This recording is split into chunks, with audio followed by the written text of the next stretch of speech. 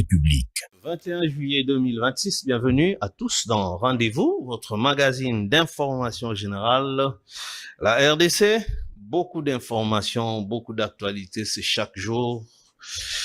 On se réveille toujours sous le coup des informations aussi inquiétantes que l'on se pose éternellement des questions au regard de toute la situation que nous sommes en train de traverser. C'est bien bon de compter les années, mais qu'est-ce qu'en retour, qu'est-ce que finalement, en tant que nation, en tant que peuple, et surtout nos dirigeants, depuis tout ce temps, quelle est la politique nationale qui a déjà été mise en place pour ne plus jamais revivre ce qui se passe depuis l'Est de la RDC, pour arrêter définitivement ces morts, parce que l'on se souviendra quand même qu'on a connu une très longue période sous le maréchal Mobutu, où c'était la République du Zaïre, donc RDC d'alors, qui faisait trembloter toutes ces nations voisines là. Mais depuis le départ du maréchal, nous sommes maintenant tombés dans tout ceci. Il est vrai, on va dénoncer la complicité ou le complot international, mais quid de notre capacité organisationnelle en tant qu'État? C'est là, à notre avis, le plus grand problème, c'est comment fonctionnons-nous? Est-ce que de façon normative, quoi de plus inquiétant qu'aujourd'hui, nous voyons même les communicateurs attitrés du pouvoir, parce que ce n'est plus un secret. Nous prenons, en l'occurrence, Kalonji TV, qui révèle des choses, qui nous pose, qui soulève des questions, qui demanderaient en tout cas des réponses appropriées. Comment cette légèreté-là? Quelqu'un qui est chargé d'aller acheter les munitions ou les armes, les effets militaires, qui s'en va, qui revient pour dire, selon lui, au président de la République, que voilà, je suis pas allé en Turquie, qui était la destination initiale. Oh non, je suis allé en Serbie. J'ai acheté 13 drones. Mais sur les 13, il n'en amène que 3. Et les 10 autres, il n'a pas qu'à Kundeni. Alors que l'argent était parti en cash. Et les 3, semble-t-il encore, a fonctionné comme il m'a joué, comme il Munakani. Que des questions. Est-ce qu'on peut nous prendre au sérieux, même par les mêmes États-Unis là, en voyant tout ce qui se passe? Comment nous-mêmes d'abord, il ne suffit pas de dire que nous sommes souverains, mais soyons souverains même dans la gestion de l'argent. Ça sort pour aller à la guerre ou acheter les effets de la guerre, et puis ça fait le bonheur de ceux qui sont dans le circuit. Pourquoi continuer à ne pointer que les autres? Ceux qui détournent cet argent-là, finalement, pourquoi n'allons-nous pas les assimiler à ceux qui ont pris directement les armes en tuant les Congolais? Parce qu'en jouant, en détournant cet argent, c'est-à-dire vous permettez à ce que ceux qui tuent continuent, parce qu'il n'y aura jamais de riposte. On ne va pas en guerre avec 100 munitions. Les munitions s'achètent. On ne va pas en guerre sans matériel approprié. Nous sommes à l'ère de la nouvelle technologie. Voilà, nous recevons aujourd'hui M. Jean-Claude Banza, le citoyen révolté. Merci et bienvenue. Merci. Bonjour, chers journalistes. Bonjour, nos amis téléspectateurs. Je crois que vous allez constater que chaque fois que je monte, c'est toujours avec ma posture de quelqu'un de très révolté, puisque je commence à avoir l'impression que peut-être que ce que nous disons, le chef de l'État ne suit pas à 100%, puisque notre souci était de le voir mener ces pays dans tous les domaines à bon port, puisque c'est possible. Mais malheureusement, nous constatons avec regret que sur le plan militaire, la gestion nous donne l'impression d'être ahurissante. Et ça fait souffrir. Puisque je ne veux pas traîner les pas, je nous ramène en 1900 93, comme disent les Belges, où l'ancien général chef d'état-major a déploré. Delouki, c'était à l'époque de Delouki. Voilà. Il a déploré la léthargie du gouvernement.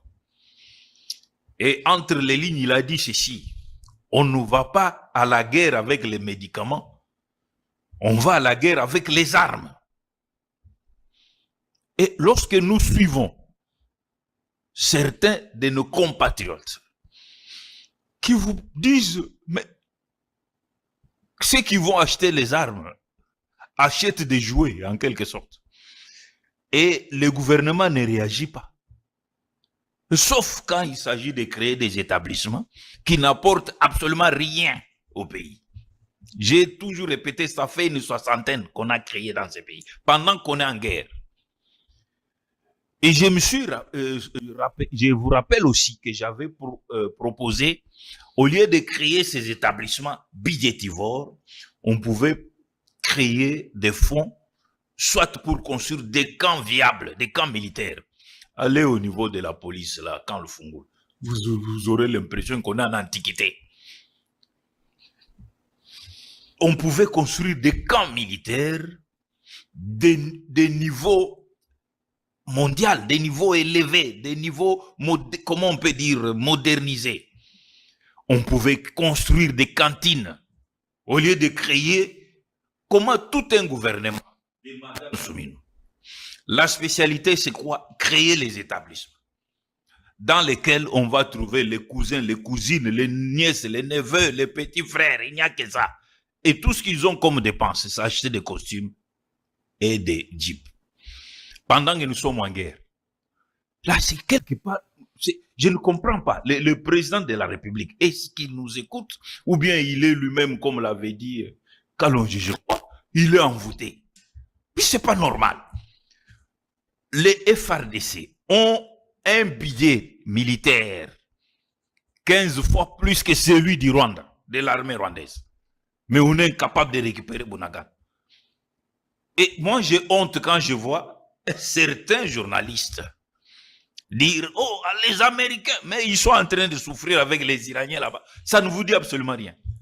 Un peuple déterminé a toujours été puissant. Voilà pourquoi j'ai toujours remis en cause certains aspects diplomatiques de la RDC. Puisque les gens autour de Félix ne lui font pas comprendre qu'une diplomatie sans puissance militaire est nulle. On le répète tous les jours ici. Vous allez vous contenter à parler de la diplomatie. Mais le but de la diplomatie, c'est quoi en principe? Le professeur Lunda est encore en vie, lui qui est spécialité de la vie internationale. Vous verrez que dans ses cours, les pratiques, c'est quand on s'y met en diplomatie, soit diplomatie offensive ou diplomatie, comment on appelle ça, les termes me fuient, ça va venir, mais c'est pour ramener la communauté internationale à votre cause. À votre cause. Mais ici, on a l'impression que on fait une diplomatie de naïveté. Là où il faut être dans la réciprocité, par exemple, envers la France, nous, on joue sur je ne sais quoi des charbons ardents. On a tantôt les formateurs français, et puis entre-temps, les mêmes sont au Rwanda. Et finalement, donc on ne comprend absolument rien. Le chef de l'État n'arrive pas à bien gérer les services de sécurité ou de renseignement. C'est ce que je constate. Ça, c'est d'un des deux. Si ce qui se dit est vrai, alors c'est de la calamité. On ne peut pas envoyer n'importe qui, puis un ami, aller acheter des armes ou des effets militaires ou les matériels militaires. Non. Ça, c'est un scandale, c'est une calamité. L'achat des armes a toujours fait l'objet d'une commission. Et cette commission part du Parlement. C'est comme ça, vous voyez, même aux États-Unis, des fois, Trump est obligé de demander les points de vue de la commission sécurité du Sénat. Puisque c'est comme ça, même quand il s'agit de recherche. Ici, la commission de recherche du Sénat n'a pas avalisé. Ça pose un problème. Il faut que le gouvernement puisse convaincre, puisse argumenter pour qu'on puisse lui donner l'autorisation. Mais ici, c'est une affaire, j'apprends, des amis. Non, là, Félix, que j'aime bien, mais là, il nous déçoit. C'est une déception, puisqu'on ne peut pas comprendre qu'avec un budget 15 fois plus supérieur qu'à celui du Rwanda, presque 10 fois plus que celui de l'Ouganda, nous soyons incapables de récupérer Bunagana. Mais ça, c'est une honte. Mais justement, puisque vous parlez de Bunagana, avant que nous entamions le chapitre du dialogue, Bunagana, c'est depuis 2021. Justement. Que cette nouvelle forme dans laquelle le M23 a repris depuis 2021. Oui. Et de là jusque ce jour, ça fait 5 ans, les dépenses engagées dans cette guerre s'élèvent maintenant à plus de 13 milliards de dollars. Mais pour quelle solution? Puisque si nous considérons même, pour essayer de comprendre que sommes-nous des bons gestionnaires de cette guerre ou pas, prenons les États-Unis. Oui. Hier, Marco Rubio était devant, je crois, le Sénat américain, en train de solliciter d'autres fonds. Mais à ce stade ici, par rapport à leur guerre contre l'Iran, ils sont déjà à 37 milliards de dollars. 37 milliards. Nous, à 13 milliards. Oui. Mais là-bas, il sait justifier ces dépenses parce qu'il y a des effets concrets des attaques américaines. On a détruit ceci. On a réduit la capacité militaire de l'Iran. On a même éliminé leurs guides. On a éliminé tous les responsables militaires qui étaient là. Tout à fait. Et continue comme ça. Mais nous sommes déjà à 13 milliards. On va continuer à dépenser sur base de quels résultats, chemin faisant, et quelles projections que le gouvernement donnerait? Depuis, puisque tout à l'heure, vous avez parlé du maréchal. Oui. Non, il faut avoir des précisions. Je suis toujours le maniaque des contextes. L'armée zaïroise a commencé à être détruite vers les années 90, lorsqu'ils ont commencé à piller. Et vous verrez que la plupart de ces généraux étaient devenus des affairistes. Ce qui a fait que des fois même tout le monde... C'est-à-dire que le président Tshisekedi devait se baser sur l'histoire et tirer les conséquences. Malheureusement, ce n'est pas le cas que je constate. J'avais suivi le feu général Mayele, qui a déclaré, mais on ne saura pas gagner la guerre, puisqu'il y a des affairistes qui achètent n'importe quoi comme arme.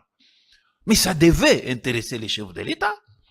Moi, je ne suis pas d'accord avec ceux qui disent il fallait que le président soit un militaire. Non, c'est faux. Combien de militaires ont été défaits? Prenons le cas de Burkina Faso. C'est un militaire qui a défait un militaire. Donc, le problème est lié à la gestion normative d'un État. C'est depuis les années 90, d'ailleurs depuis le discours du maréchal quand il a parlé des objectifs 80, nous étions déjà en train de devenir un État anormal. Et ça continue. Puis ce sont des effets, des sacaillons que nous continuons jusqu'à aujourd'hui. Je viens de vous parler des effets général Elouki. Il vous a dit que le gouvernement passe son temps à nous envoyer des médicaments. Mais est-ce qu'on va à la guerre avec les médicaments? Donc je voulais insister sur cette histoire des États-Unis. Les États-Unis fonctionnent comme un État normal. Nous, ce n'est pas le cas. Puisque vous n'apprendrez jamais aux États-Unis, il y a eu l'ami du président qui est allé acheter les armes. Non. Ou bien un simple conseiller qui est parti acheter les armes. Non. Il y a toute une commission. Puis, et eux-mêmes fabriquent. Mais la fabrication là est suivie par le Sénat, est suivie par les ministères de la Défense. Chez eux maintenant c'est des armées, ou plutôt des guerres. Mais ce n'est pas de la blague. Mais ici, chez nous, on apprend que tel est allé acheter des drones. Il y a eu à l'époque de l'autre là, qui était à la maison militaire, qui est parti qui aurait acheté des gilets en plastique. Et le gouvernement ne dit absolument rien, sauf pour adopter des créations bidons qui n'apportent rien au moment où nous sommes en pleine guerre. Regardez même les visages des ministres dans un pays en guerre. Vous vous demandez s'ils sont conscients que nous sommes vraiment en guerre, même si on ne l'a pas déclaré. Puisque c'est une honte quand on voit des petits messieurs comme les Nanga se placer là, gonflant, ordonnés, et disons, ils construisent même. Vous êtes fiers d'être ministre. Non. C'est là où je n'arrive pas à comprendre. Et on apprend des trucs comme quoi on devait acheter 13 drones et puis on n'a eu que 3 et 3 là ne fonctionnent pas. Mais ça, c'est un scandale. J'ai même appris que nos drones ne peuvent pas circuler au-dessus des Goma. Mais ça, c'est donc dans notre pays. Et on est fiers de se dire ministre. Non, à un moment donné, hein, nous devons, on doit cesser de faire de la complaisance. Mais, Monsieur Jean-Marie Claude Banza, à cet effet-là, il y a une question qui me vient en tête. Oui. Si aujourd'hui, Kinshasa ne fait que réclamer qu'est-ce qu'ils utilisent comme terme, restauration de l'autorité de l'État sur toute l'étendue, en commençant par l'Est. Mais si ici à Kinshasa, Oui. ça fait maintenant c'est la énième fois Oui. que le président Félix Oui.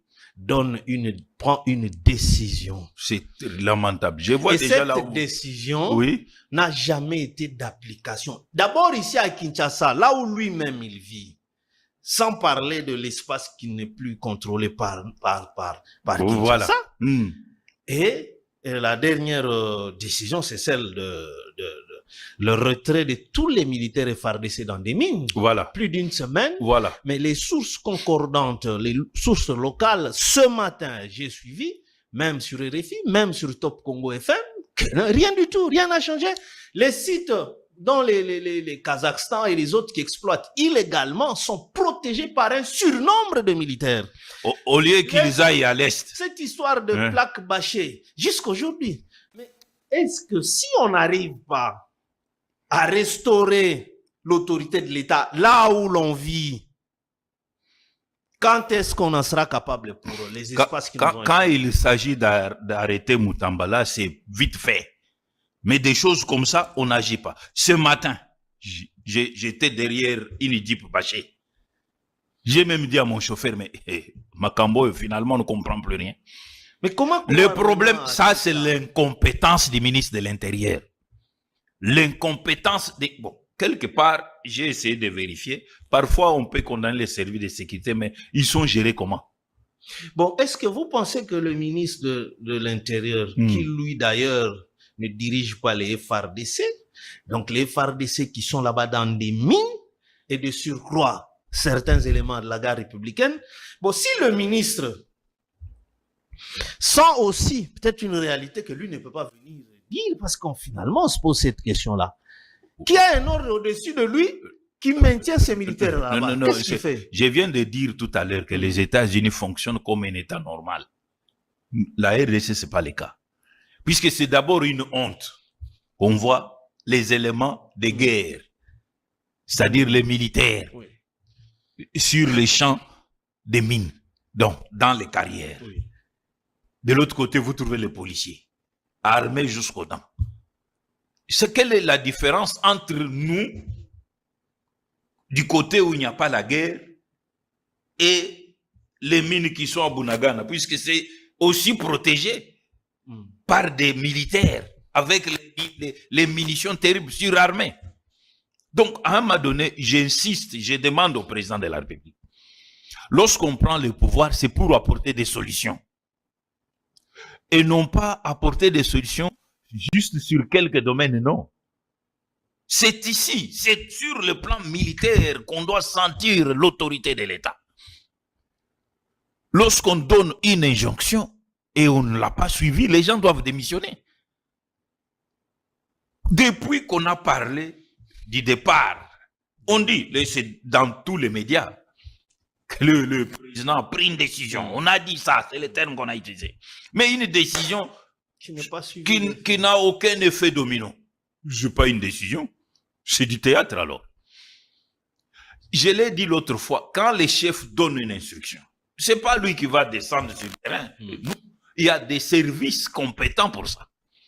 Qu'est-ce que fait son conseil spécial en matière de sécurité? Il fait quoi? Le fait que les plaques bâchées continuent, c'est que lui est incapable d'aider les chefs. On dit conseiller spécial en matière de sécurité. Les gens pensent que le mot sécurité, c'est peut-être contre les assassins. Non, le mot sécurité a un large spectre. Même la jeunesse peut être un danger pour les chefs de l'État. Mais comment gérer la jeunesse? Le conseil spécial en matière dit quoi? Aujourd'hui, nous avons des travailleurs congolais qui sont pratiquement comme des esclaves par les Indo-Pakistanais. Oui. Le conseil spécial en matière de sécurité, il doit savoir ça et instruire au nom du président de la République, les ministres, ou même lui, en tant que conseiller spécial en matière de sécurité, il peut même faire des remarques respectueusement à la première ministre, en lui disant comment votre ministre du Travail ne fait pas son travail. On est en train de faire uriner dans des bidons, de façon même enfermer nos frères dans leur pays. Mais quelle différence avec les 23?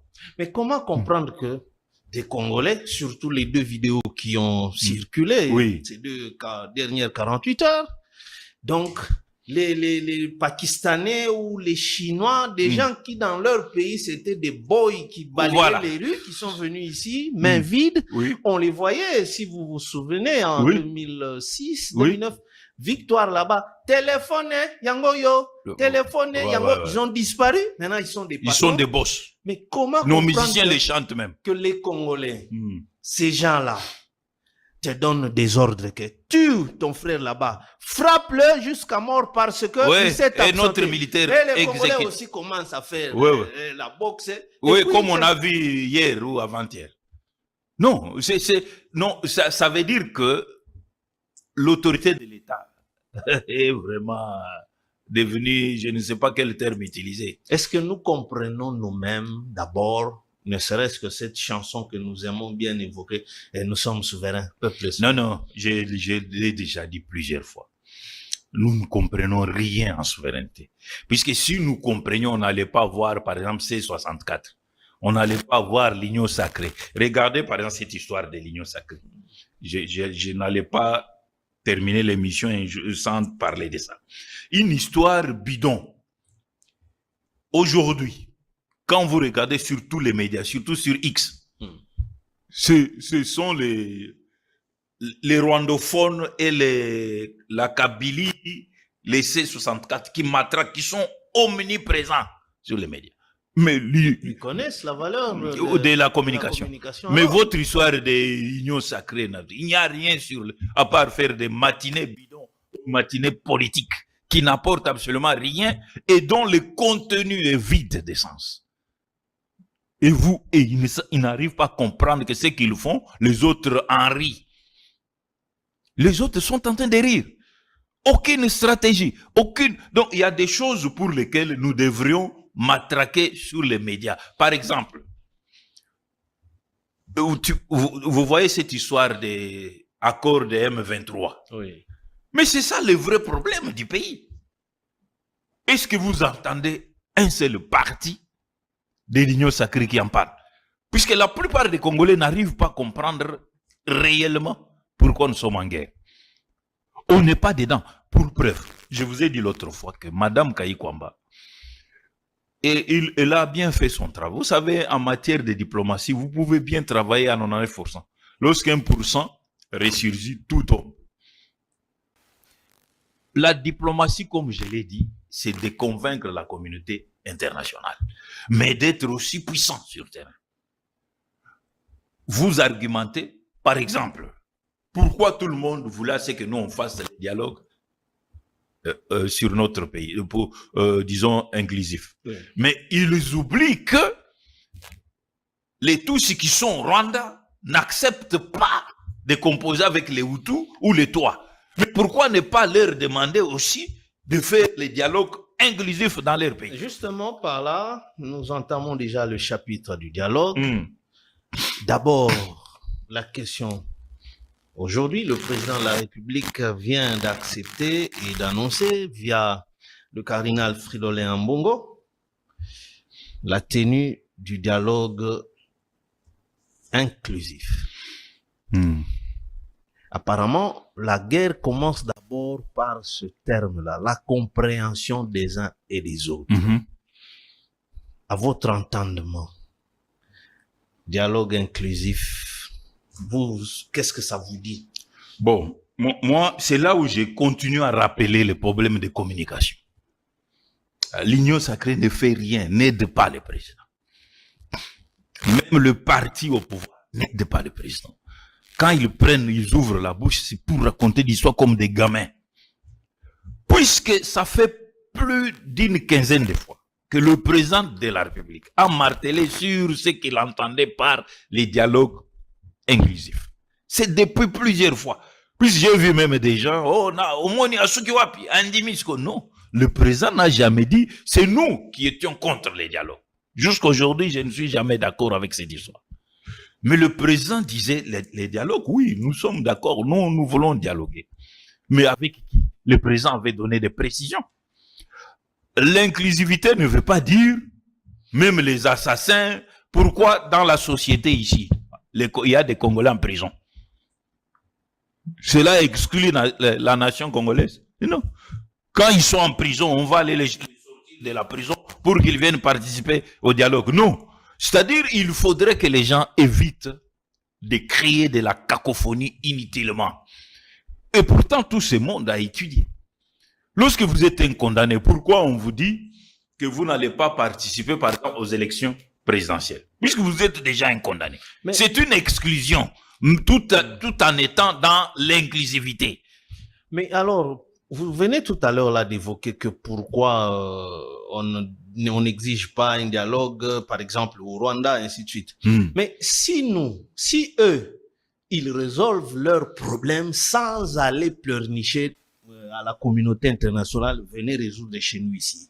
Mais si nous, en tout et pour tout, même pour les moustiquaires, on doit aller vers la communauté internationale. Oui. Est-ce que avions-nous d'abord suffisamment démontré que, quand même, nous avons essayé de résoudre, nous avons même résolu ne serait-ce qu'à 40%, mais nous sentons que les 60 autres pourcents de nos problèmes, il y a la présence ou la main, où ça nécessite l'intervention de la communauté internationale. Mais nous sommes infiltrés, nous sommes agressés, mais de l'autre côté, l'Iran se bat, réplique, les États-Unis frappent, eux aussi frappent. Oui, c'est un fait. Israël frappe là-bas, on le frappe aussi. Ils négocient tout en se battant. Ouais. Mais nous, on négocie tout en subissant. En pleurant. C'est toujours... Je me souviens du général Peter Chirimwami, paix à son âme, qui disait que nous, on n'a pas reçu l'ordre d'attaquer. Vous voulez que je donne quel autre ordre? Nous, on nous a demandé de respecter le cessez-le-feu. Mais de l'autre côté, on attaque. Et nous ne sommes pas en mesure jusque-là de déclarer que nous sommes en guerre. De déclarer officiellement. Alors, tout ceci, Jean-Marie Claude Banza, vous pensez que nous sommes capables, en même temps, d'imposer des conditions, par exemple, du type sur le dialogue, et de l'autre côté, nous ne sommes pas capables de résoudre la problématique de l'Est? Le Rwanda, tout comme la RDC, sont des pays africains. Le Rwanda vit essentiellement des aides extérieures. Et foncièrement du pillage de la RDC. Je voulais préciser une chose, que les dirigeants rwandais, tout comme l'actuel président ougandais, étaient des contrebandiers pendant que le maréchal régnait, tout puissant qu'il était. Ces gens-là ne bougeaient pas à l'époque du maréchal. Non, c'est faux. C'est faux. Je vous rappelle que le fait Étienne Tshisekedi Omulumba avait dit ceci. La territoriale est gérée à moins de 25%. Les contrebandiers Kagame et Yoweri Museveni piller notre or, ça ne date pas d'aujourd'hui, c'est depuis. Et puis en complicité avec les Congolais, même les Aïrois à l'époque. Mais maintenant, ils le font. Attendez, oui, c'est ce que je suis en train de dessiner comment nous sommes empêtrés dans l'anarchie. Alors, eux, quand ils ont compris que ce pays n'est pas dirigé, c'est le terme qui existait depuis. Si je ne m'abuse pas, c'est depuis les années, si c'est 86. Puisque nous n'avons pas le sens de l'histoire. C'est depuis les années 86 que Yoweri, la plupart des son maquis, c'était chez nous. Alors, quand ils ont pris les pouvoirs, d'abord Museveni prend le pouvoir, avec son chargé des renseignements, Paul Kagame, ils ont continué à piller davantage l'or, mais en complicité avec les Aïrois, principalement les commandants des forces armées aïroises. Mais dès qu'ils arrivent au pouvoir, ils se sont dit, ah, non, comme l'appétit vient en mangeant, ils ont commencé à réfléchir sur l'applicabilité du plan de 1962 avec cette histoire des Tutiland. Et c'est comme ça, étant donné que les démocrates étaient au pouvoir aux États-Unis, c'est à partir des années 91, si je ne m'abuse pas, que le coltan commençait à prendre de la valeur. Mais eux s'occupaient de l'or. Mais quand les Américains ont mis en valeur, ou l'Occident, ont mis en valeur le coltan, et que ces gens ont su que l'Est de la RDC, qui n'était même pas développé, puisqu'il n'y avait pas d'infrastructure, à part peut-être Bukavu, Goma un peu, mais le village était village. Alors, c'est comme ça qu'ils sont entrés très facilement en achetant nos consciences. Ok? Ils ont trouvé que si nous devons piller ces pays, ça va faire leur bonheur. Entre-temps, cette histoire d'accord de l'émir qui a été confirmée par l'accord M23, je crois 7 ou 8 points sont clairs là-dedans. C'est comme ça, lorsque, j'ai dit tout à l'heure, quand vous prenez le pouvoir, c'est pour résoudre les problèmes. Le président Tshisekedi arrive au pouvoir. On lui avait exhibé ces accords. Kabila est vivant. Il ne va pas contredire ce que je vous dis ici. Quand ils sont restés seuls, c'est ce que Kabila lui a dit. Que si vous voulez tremper, il faut laisser cette zone-là, ceci, cela. D'ailleurs, le pays est grand. Tout ça, le président Tshisekedi laissait. Mais le malheur avec Tshisekedi, c'est quoi? Au lieu de prendre des hommes et des femmes aguerris, remplis de sagesse et d'intelligence, lui nous amène ses amis qui vont jusqu'à proposer comment on doit changer la constitution en mettant la polygamie dedans. Des gens comme ça. Et comment il va faire? Donc, quelque part, il n'a pas su se faire entourer des technocrates. C'est ce qui fait que nous sommes en train de souffrir même sur le plan international. Nous chantons la diplomatie. Mais oui, la diplomatie, il y a une bonne partie qui a déjà été faite, mais qui risque de s'écrouler. Puisqu'on a toujours dit, plus haut les singes montent, mieux on voit son derrière. Revenons au dialogue. Vous pensez que devrait être d'abord, parce que en donnant une certaine orientation selon le président de la République, de l'inclusivité, donc c'est clair que pour lui, Kabila, principalement Joseph Kabila, ne peut pas. Parce que la grande question, c'est autour de ça. Kabila, les Katumbi qui sont en exil. Bon. Est-ce que doit-on faire la paix avec ceux qui sont en guerre contre vous sur le plan interne, puisque il considère que Joseph Kabila est de Mèche ou c'est lui le patron du M23. Ou ce sera suffisant, lui-même d'ailleurs le disait, est-ce que si vous me donnez des garanties que dès que je convoque le dialogue, ce dialogue va mettre fin à ce qui se passe à l'Est. Aujourd'hui, il accepte le dialogue. A-t-il eu ces garanties-là? Bon, je crois que je ne suis pas dans sa tête, puisque vous connaissez ma position en ce qui concerne cette histoire des dialogues. Si vous regardez bien, il a imposé à ce que ceux qui veulent les dialogues, qu'ils condamnent ce qui se passe à l'est de la RDC. Puisque la guerre, c'est sur notre sol. Oui. Mais malheureusement, je suis un peu convaincu que ce dialogue est déjà mort avant de commencer. Est-ce que cette condition-là, condamner verbalement, quelqu'un peut lire sur un bout de papier dans 30 secondes, je condamne cette agression du Rwanda. Est-ce que c'est un paramètre? Non, c'est psychologique, c'est important aussi. Oui. Même si le cœur peut contredire la bouche, au moins on peut avoir cette base-là. Et le président, on ne peut pas le condamner à 100%. Et il sait pourquoi il insiste. Puisqu'il sait que ces gens-là sont des mèches avec les autres. Voilà pourquoi il veut qu'ils condamnent. Malheureusement, ils ne le font pas. La preuve est que vous avez suivi Ambongo qui vous dit l'agression est essentiellement à l'est du Rwanda. Ce que ça veut dire pour lui, la guerre n'est pas sur le sol congolais. Puisque quand on dit à l'est du Rwanda, ça ne veut pas dire à l'est de la RDC. C'est en français qu'il a parlé. Donc, il y a encore une sorte de confusion dans cette histoire du dialogue. Mais nous attendons, avant de nous prononcer là-dessus, les éléments compositifs selon les lignes tracées par les chefs de l'État. Puisqu'il avait dit, s'il y a dialogue, c'est selon lui. Et c'est ce que nous attendons. Donc, pour le moment, soyons prudents. Puisque personnellement, quand je lis les lignes, j'ai l'impression qu'il n'y a même pas de dialogue.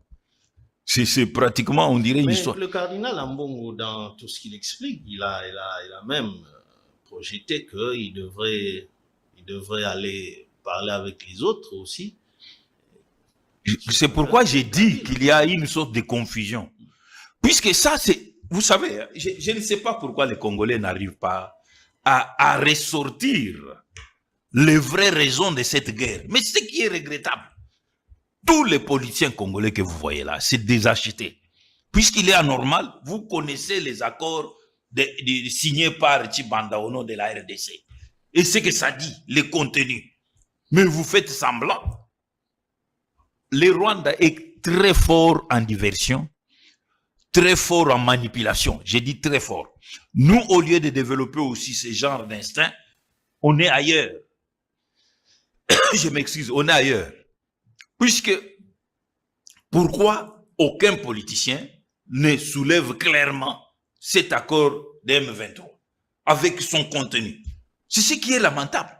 Est-ce que c'est pas peut-être que tout le monde est en train de se projeter dans parce que généralement quand ils vont aller à ce dialogue, inévitablement on risque de se retrouver dans cette histoire-là de gouvernement, de large union nationale ou de cohésion nationale et consorts. Est-ce que ils seraient-ils pas en train de réfléchir eux, nos politiciens ici, dans cette dimension-là, parce qu'ils sont champions. C'est ce que je viens de dire.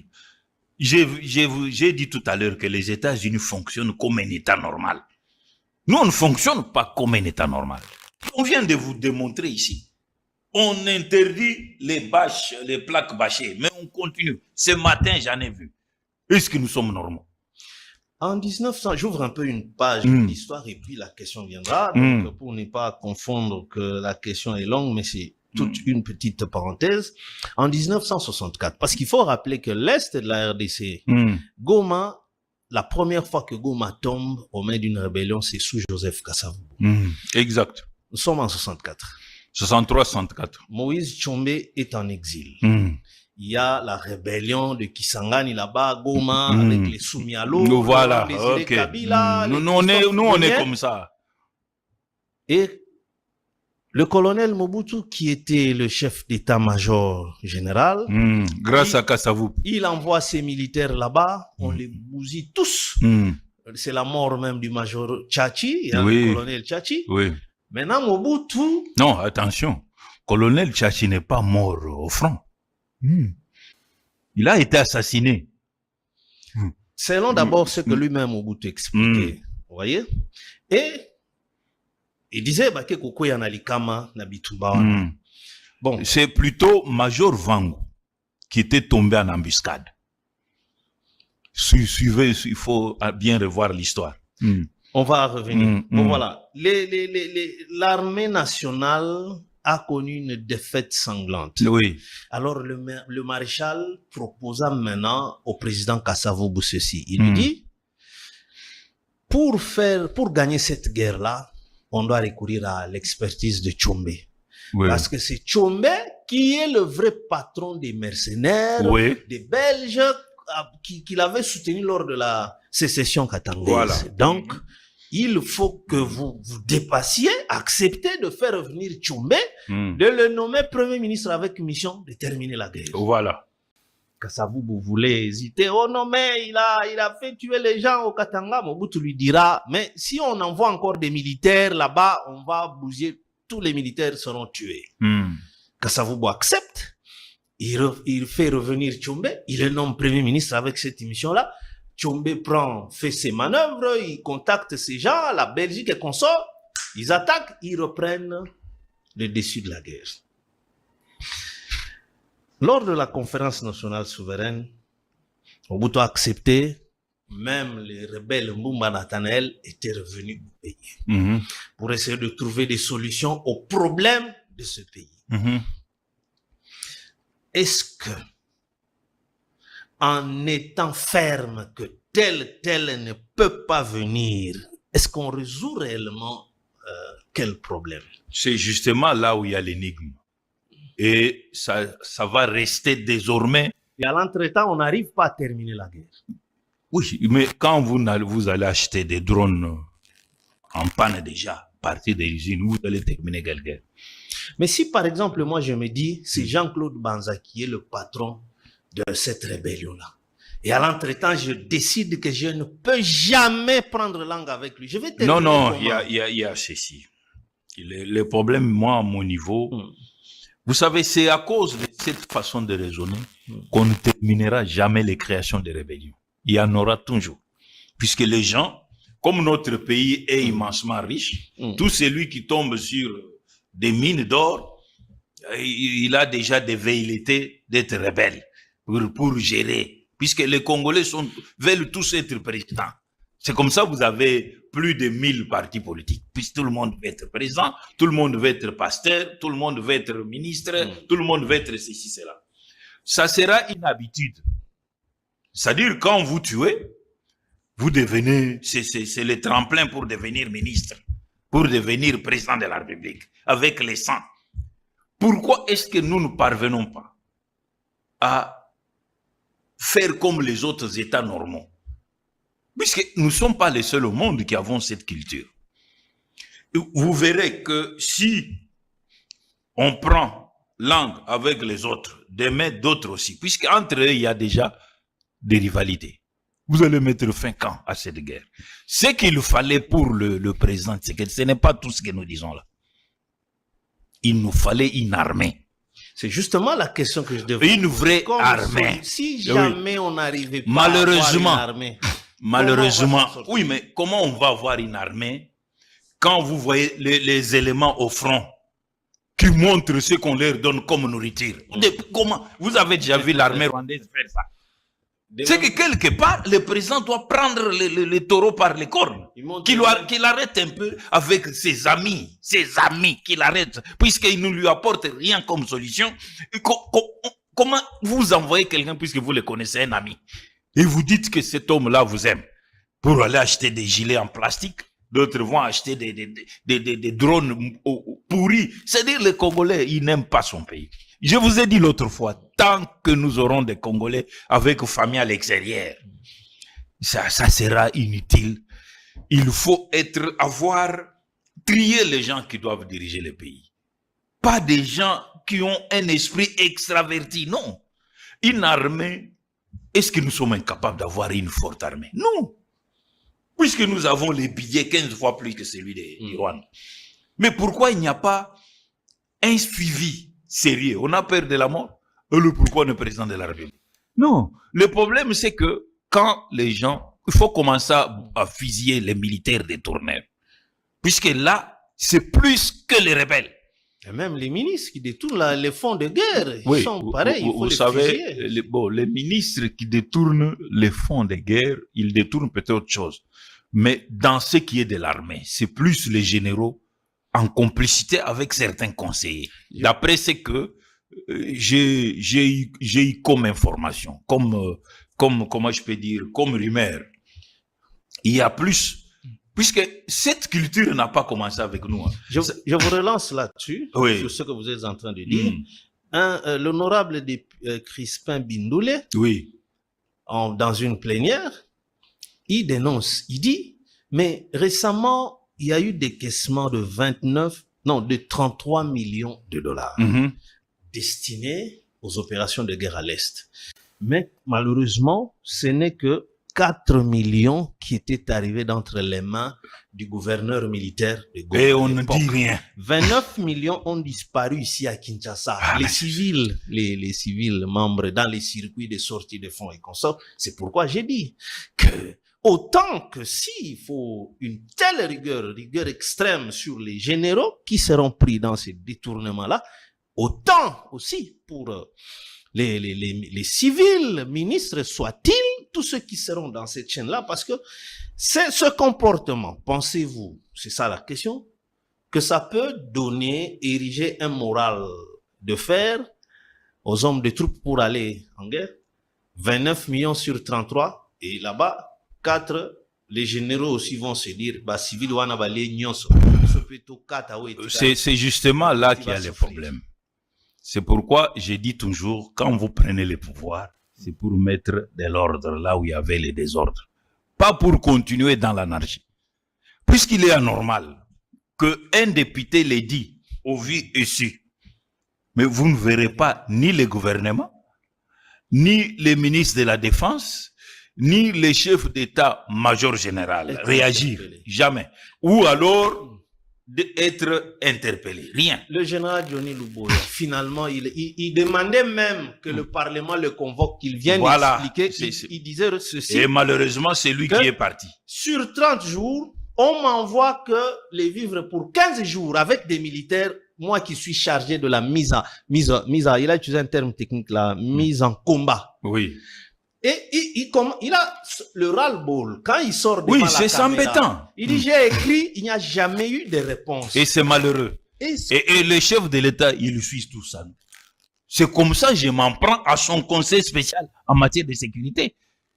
Ou bien ils sont dans autre chose. Pendant que nous sommes en train de regretter pourquoi nous avons accepté d'être au pouvoir. Puisque ça dérange ça. Il y a des choses pour lesquelles nous pouvons applaudir. Notamment les routes, tout ça. Mais c'est pas suffisant, puisque même sur les pommes de route, reste à savoir si ce sont des routes qui vont faire des années. Ça, c'est un autre problème. Oui. Mais quand vous êtes en guerre, je viens de vous dire tout à l'heure, quand vous regardez vos ministres, vous le regardez, vous sentez qu'ils sont en guerre. Nous sommes vraiment occupés par une armée étrangère. Nous, on est ailleurs. J'ai même appris, ça doit être Chancela Tchala ou Chancela qui dit, comment vous pouvez avoir la femme au gouvernement, mais le mari dans les M23? Alors finalement, on ne sait pas. On est où? On est dans quoi finalement dans notre pays? Et comment les chefs de l'État comptent-ils mettre fin à cette sorte de je ne sais pas comment qualifier le mot. Comment ils comptent le faire? Ça fait 7 ans maintenant qu'il est au pouvoir. On n'a toujours pas su avoir un commandement cohérent dans l'armée. Non. Les services de sécurité, surtout extérieurs, je ne sais pas s'ils existent même. Je vous ai dit l'autre fois concernant le ministère de l'Intérieur, je pensais qu'il allait prendre à bras le corps les services spéciaux. Mais c'est comme si ça a été piétiné, ces services. Donc, nous avons un problème sérieux, d'abord sur le plan de la territoriale, sur le plan de la sécurité, sur le plan de la gestion cohérente des services de sécurité. Là, ça pose un problème. Sur le gros des problèmes, c'est la commission qui devait exister. Au lieu de faire des établissements inutiles, la commission devant être là pour l'achat des effets militaires, des matériels militaires et des armes militaires. Il faut qu'il y ait des experts. D'après ce que ça doit, quand on joue bien Moubenga, vous envoyez ces Mandou qui n'a jamais été militaire. Et eux on va leur montrer juste des catalogues avec quelques commentaires. Mais moi, j'ai connu le général Maïl quand il était major général, et quand il était major, en 78, quand il est venu à Colosie, puisque nous étions des petits curieux. Nous, on n'a pas commencé à être curieux aujourd'hui. Et on sentait, quand il expliquait comment les armes, là où il était, on tire une balle quelque part, il dit non, ça c'est Uzi. C'était l'arme. Mais est-ce que vos gens que vous avez ici, à part faire les commerces, ils peuvent vous faire cette sorte de d'expertise. Ils n'en ont même pas. Donc, moi, ici, je dénonce cette léthargie, c'est laisser aller du chef de l'État par rapport à ceux qui détournent, qui font du n'importe quoi, qui achètent n'importe quoi. Il est temps de créer rapidement une commission pilotée par les ministres de la Défense et qui doit répondre au Parlement. Nous avons eu autant, on a acheté tel type d'armes selon mes experts qui sont les brevetés d'état-major, qui ont fait les faux, qui connaissent ici. Non, vous allez prendre ceux qui mandung ou ceux qui bilogoni. Vous vous dites que non, il va aller acheter les armes. Non, si cela est vrai, je demande au chef de l'État de nous enlever cette honte. Alors, monsieur Jean-Marie Claude Banza, à vous entendre dire, il y a un problème sérieux. Nous n'avons pas, on peut dire ça comme ça, une armée qui soit capable de soutenir notre diplomatie. Alors, aussi longtemps que les choses seront toujours en l'état, trouvez-vous que cela donnerait au président de la République cette capacité d'imposer un peu sa façon de voir les choses dans des circonstances telles que, par exemple, ici on est devant le dialogue qui, l'Union africaine, presque partout, l'entendement de l'inclusivité semble être tout le contraire de l'entendement du président de la République.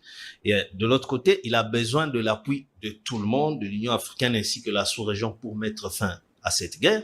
Et si en interne, notre instrument qui devrait faire la défense du territoire national n'en est pas capable, est-ce que ça ne peut pas finalement le déséquilibrer? Les autres risquent de lui dire, bon, alors terminez d'abord vous-même la guerre et puis on va obéir à vos conditions, vous donner des conditions. Non, au fait, oui, il est déjà déséquilibré depuis un temps, depuis longtemps, puis c'est mon point de vue, puisqu'il est anormal qu'un chef d'État puisse tolérer n'importe quoi. Surtout quand il s'agit des achats des armes. Ça, c'est inadmissible. Non, nous ne devons pas flatter pour flatter. Il faut qu'on arrête à un moment donné. Donc, moi, je crois que je viens de vous dire l'histoire du général Elouki. Nous avons une armée, mais mal gérée. C'est ça la vérité. Mal nourrie, mal gérée. C'est ce qui fait que nous sommes toujours dans cette zone. C'est toujours, on a récupéré, on a fait ceci, on a fait reprise stratégique. Mais sur notre sol, quand est-ce qu'on va récupérer toute cette terre? Ça veut dire qu'il n'y a pas, le chef de l'État n'a pas compris que la guerre, c'est un art basé sur la technicité des terrains. On a abandonné des majors bien formés. Ils sont en train de vieillir au camp Badiadine. Abandonné. On prend quelqu'un qui n'a jamais été ni adjudant, ni lieutenant, ni sous-lieutenant, ni lieutenant, ni capitaine, non, pas dans le cas des brassages, on en fait général. Et ces général, regardez la plupart des immeubles que vous voyez en ville. Vous croyez peut-être que c'est seulement les ministres, non? Ce sont les généraux, c'est-à-dire les budgets là c'est les généraux là qui comptent. Prenez, allez seulement dans. C'est facile, vous êtes des journalistes, faites des recherches. Tous ces immeubles, sur 10 immeubles, vous allez trouver au moins 2, c'est pour un général. Alors dites-moi, pendant cette période, on est en guerre. De l'autre côté, un gouvernement qui ne crée que des établissements inutiles. Jusque-là, c'est qu'il n'a construit aucun camp militaire. Aucune cantine. Alors, finalement, bravo pour les routes. Rocade, félicitations. On voit ça partout. Mais nous risquons un jour d'abandonner tout ça si jamais les rebelles venaient. Il nous reste déjà 4 minutes avant que je ne vous donne la toute dernière parole pour que on en sache un peu ce que vos notes ont prévu. Une question, nous partons d'un constat. Bien de pays se développent pendant la guerre. Aujourd'hui, Zelensky a pu même concevoir des drones contre les Shahed et a proposé même cette technologie à tous les pays occidentaux. Même aux États-Unis. C'est fait important. Aujourd'hui, le jeune Africain ici, Ibrahim Traoré, il est sous une guerre interminable avec les terroristes. Voilà. Mais il a pris le pouvoir et en ce moment ici, pendant la guerre, il commence à fabriquer des blindés sur place. Justement. Le Rwanda ici qui nous embête commence à fabriquer des armes là-bas. Voilà. Mais nous, les 13 milliards là qui semblent s'évaporer sans donner solution, puisque c'est trop, même quand les autres, ça leur frappe, on ne comprend plus rien de notre pays. Est-ce que la guerre sera finalement un justificatif? Justement. Puisque nous, quand les autres font des avancées technologiques, pendant la guerre, nous, on est là pour créer des fonarés verts, créer des histoires inutiles qui consomment pendant qu'on a le ministère des Affaires sociales. Il faut qu'on crée des futilités où on voit les gens qui vont aller parler français à l'étranger. Et vous oubliez que les gens là, auprès de qui vous parlez, ils vous s'étonnent même. Ils se disent, mais ces gens, finalement, on est en guerre, vous êtes là en train de dire. Voilà. Je vais vous démontrer une chose. J'ai vu le président, une fois je l'avais dit ici, monter dans un matériel roulant fabriqué par un jeune Congolais. Aujourd'hui, on est où? On n'en parle même plus. Le ministère là des Recherches africaines, on n'en parle plus. Vous voyez?